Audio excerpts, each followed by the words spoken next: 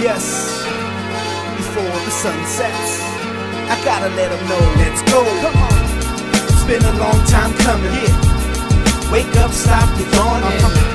The tide is turning and it's calling in. It's time we turn our hearts back to him, back to him. It's been a long time coming, long time, y'all. Wake up, stop the yawning. Wake up. The tide is turning and it's calling in. It's time we turn our hearts back to him.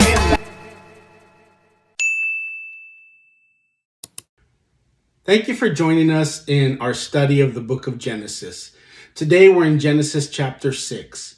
We begin in verse 1 where it says, "Now it came to pass when men began to multiply on the face of the earth, and daughters were born to them, that the sons of God saw the daughters of men, that they were beautiful. And they took wives for themselves of all who they chose." So it says that when men began to multiply on the face of the earth. So during these days, there was this rapid population explosion. And there was this problem with ungodly marriage going on between the sons of God and the daughters of men. And the question becomes, who are the sons of God that Genesis is talking about here? Well, there's been three different views to this. The first view is that the sons of God were the Sethites from the line of Seth, and that the daughters of men were from the lineage of the Canaanites from Cain's line. And so you have the ungodly Canaanites and the godly Sethites intermingling. But there's a problem with this view, and the problem is this. The sin of being married to a non-believer does not lead to a universal corruption or a universal violence. We also see that this ungodly union caused God to be so angry that he would wipe out almost all of the earth's population. And then this is also tied to giants appearing upon the land. Another thing is that there was something unnatural with the offspring of these unions here. So if they were just Sethites and Canaanites, then it doesn't make sense when you put it into play all those other parameters going on around here. It just doesn't fit. Now, the second view is that the sons of God sometimes in the New Testament refers to those that were being born again through a personal faith in Jesus. But this is not what the sons of God is referring to here. Now, when you read in the book of Job, it refers to the sons of God as angels. Job chapter 2 verse 1 and also Job chapter 38 verse 7 speaks of this. And so here it could make sense to call angels sons of God rather than men. And so the second view is that the sons of God are angels and that these are the fallen angels that went against God. And they now took wives from the women and they procreated some type of offspring. But the challenge to this view is that, what about their children? Could there be salvation? Are they half human or half angel? And these questions start to arise. So the third view now is that these were demonically possessed individuals and that there was some satanic inspiration going on there. And so this is hard to say and can be a difficult interpretation. But what we do know here is that there was an unnatural sexual union taking place and that it was ungodly and unholy and demonic. So there were these giants that were created upon the land. And Satan sends this demonic activity now to intermarry with human women. Now, the reason why he would do this was in order to try and destroy the gene pool, because the seed of the woman is going to come and destroy Satan. So if Satan can pollute all of the humans and infect the gene pool, then the Redeemer is not going to be able to be born to someone that has this corruption in their genetic code.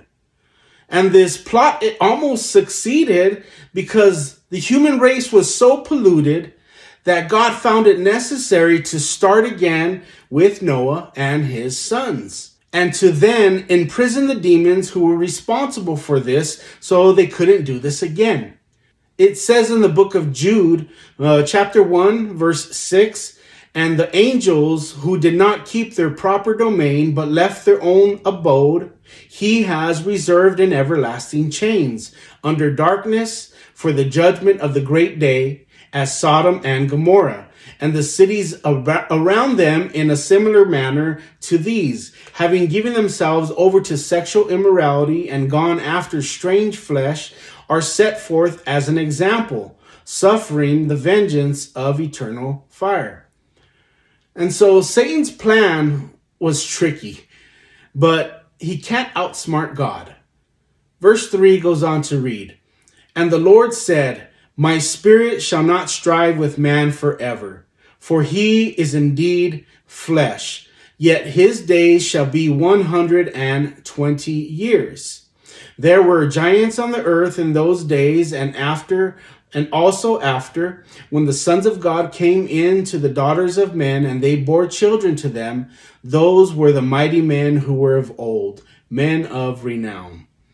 Here God says, my spirit will not strive with man forever. Yes, God is a God of mercy and long suffering, but here we see that even God has his limits. God did not allow the human race to stay in a point of rebellion forever. There's such a thing as the point of no return.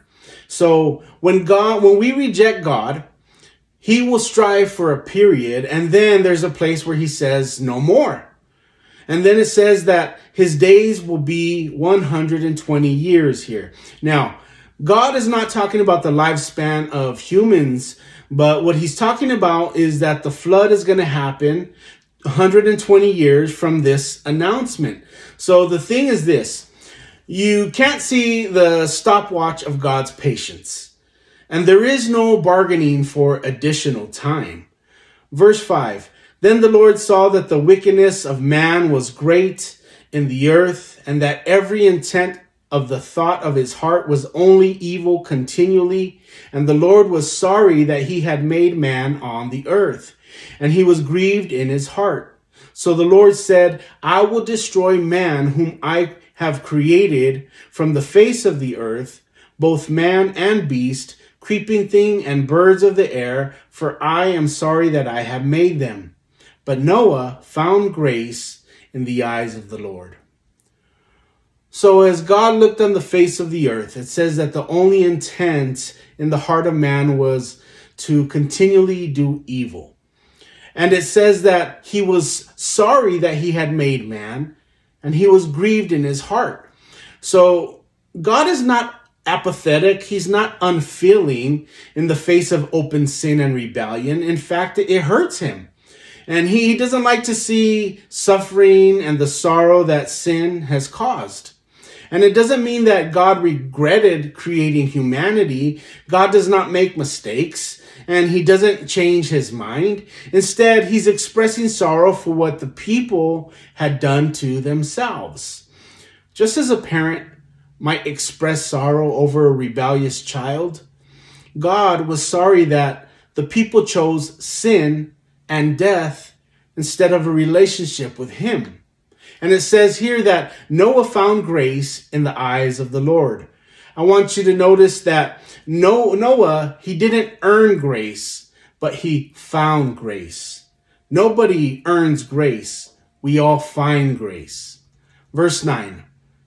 This is the genealogy of Noah. Noah was a just man, perfect in his generations. Noah walked with God, and Noah begot 3 sons, Shem, Ham, and Japheth. So here we see 3 statements about Noah. It says that Noah was a just man.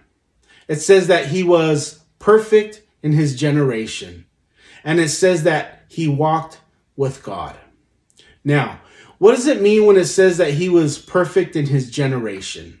Because when you read it, you can think that he was perfect and that he hadn't sinned. What it actually means is that Noah was not corrupted by Satan's attempt to sow the virus into this genetic pool. Noah was of pure lineage. He was perfect in his generation. He wasn't defiled by his sinful and wicked surroundings here.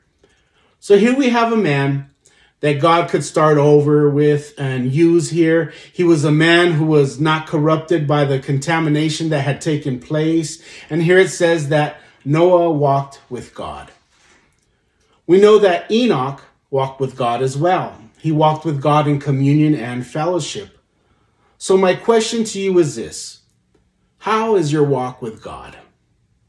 Are you intimately communing with God and fellowshipping with God on a daily basis, or is this as good as it gets? Noah walked with God.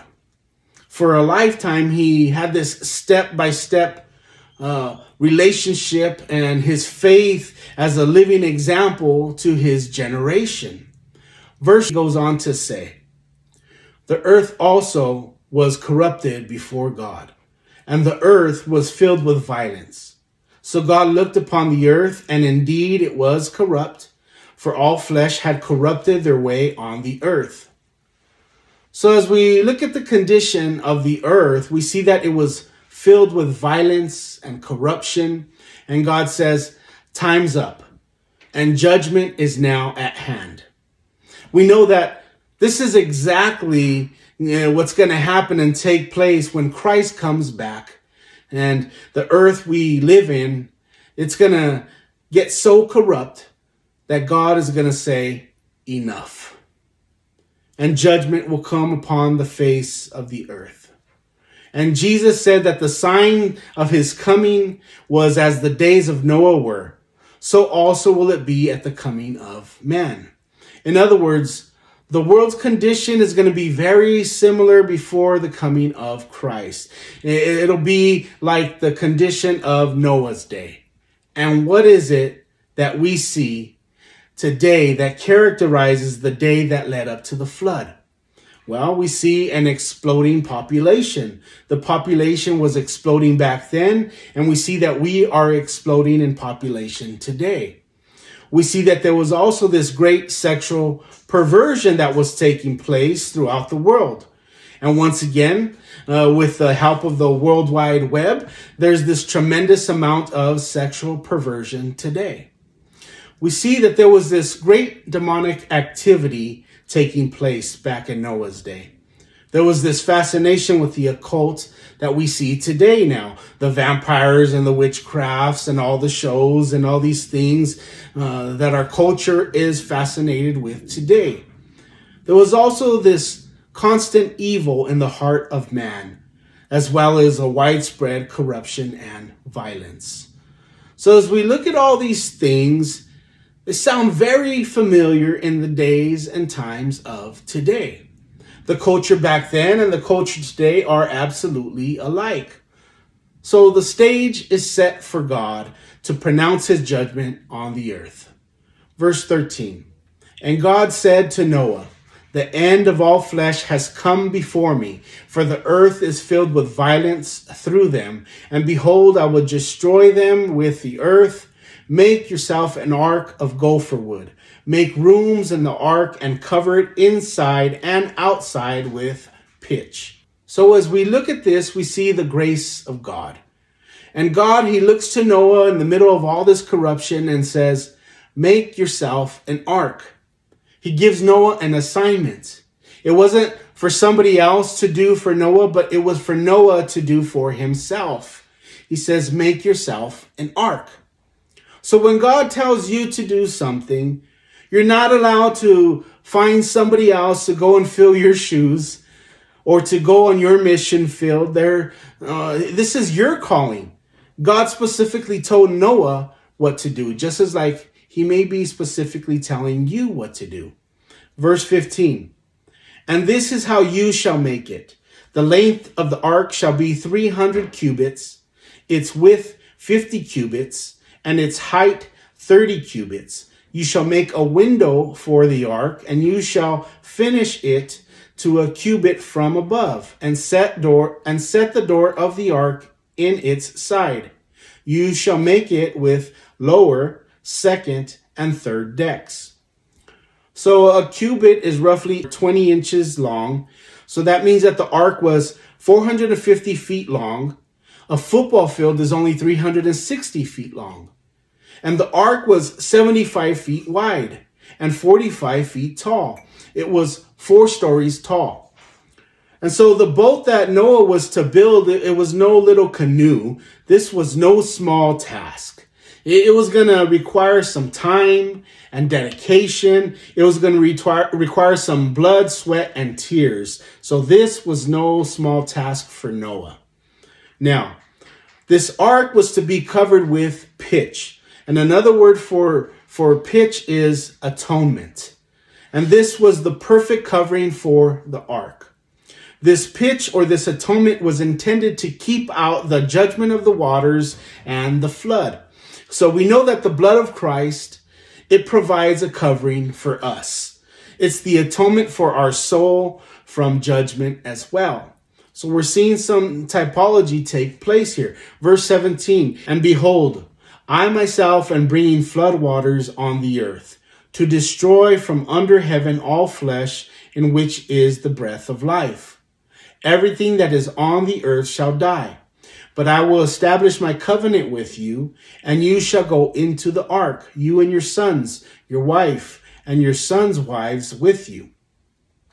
So it says that everything that is on the earth is going to die.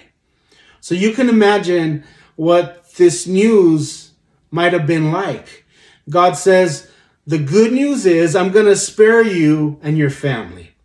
The bad news is everybody else that you know, everybody in the whole world is now going to be destroyed. So as Noah goes about building the boat here, we know that every person he sees is now underneath this judgment of God, and what that had to be like for Noah.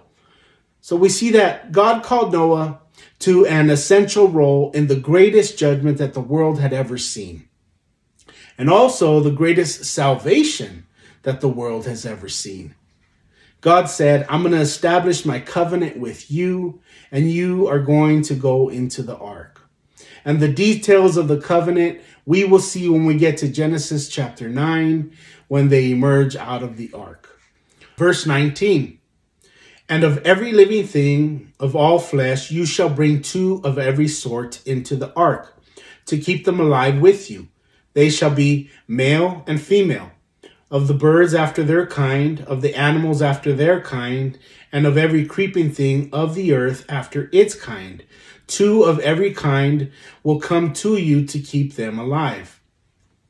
I think that the biggest test of Noah's faith here was putting 2 termite on the ark. Verse 21, and you shall take for yourself of all food that is eaten, and you shall gather it to yourself, and it shall be food for you and for them. Thus Noah did, according to all that God commanded him, so he did. As we close our study here with the words, thus did Noah. And even though Noah's task was extremely difficult and monumental, Noah never complained and Noah never quit. Noah is considered to be one of the great heroes of the faith. The words, so he did, at the end of verse 22, it covers a lot of years, and it covers a lot of labor, and it covers a lot of material and being used and faithful to God. And so he did. And may that be said of you. And may that be said of me. And that we would do what God has called us to do. That we would be found faithful and obedient, and that we would walk every step in close fellowship with God. I pray that this study has ministered to you and that it finds you well. And now may the Lord bless you and keep you. The Lord make his face to shine upon you and be gracious to you. The Lord turn his face towards you and give you peace.